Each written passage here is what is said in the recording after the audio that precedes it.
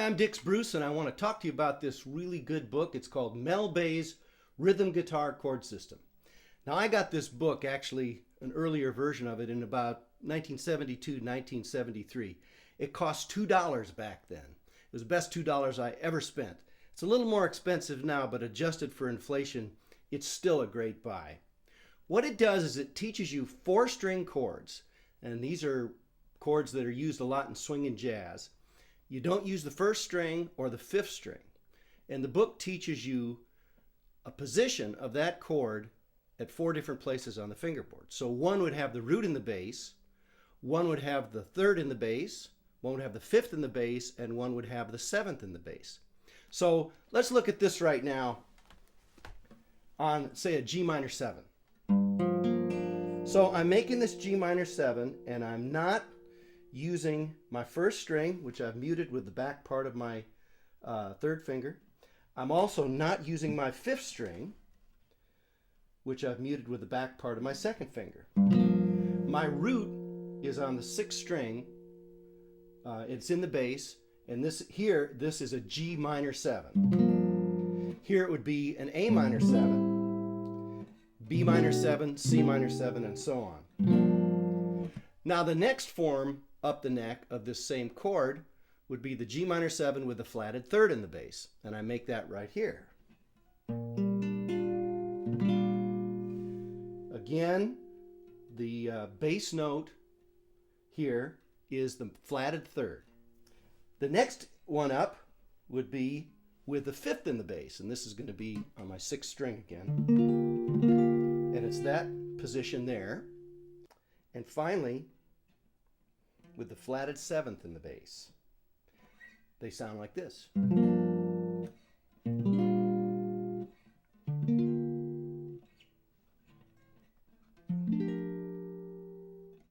The kind of chords you learn are the kind of big, chunky swing and big band jazz guitar chords.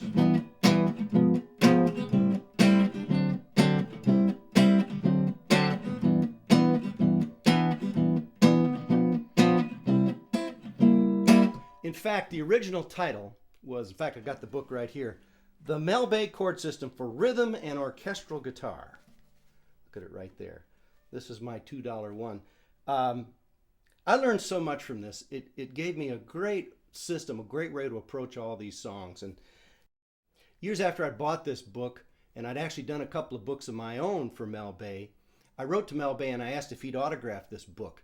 So I sent it to him, and I got it back, and I opened up the cover page and I looked inside it, and not only had he autographed it, but he'd inscribed it, and he said, "With great memories and regards, I'm honored to have you on our team." I thought, wow, that's so great.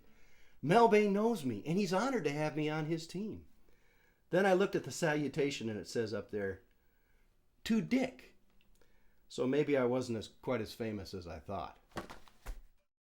The book covers all major, minor, augmented, diminished, 6s, 7s, 13s, 9s.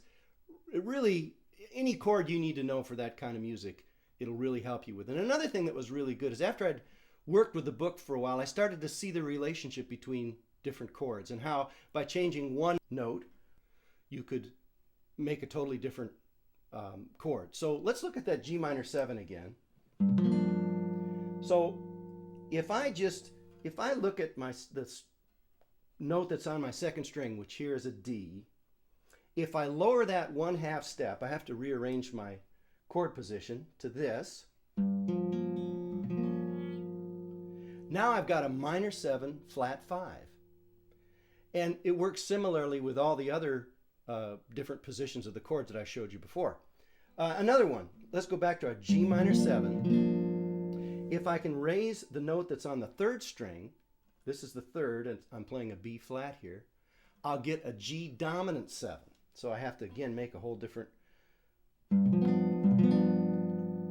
position. But this is a really useful G7 chord, and of course, anywhere you put it on the neck,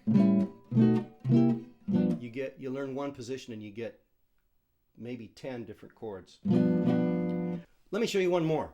So this is a G7 with a root in the bass.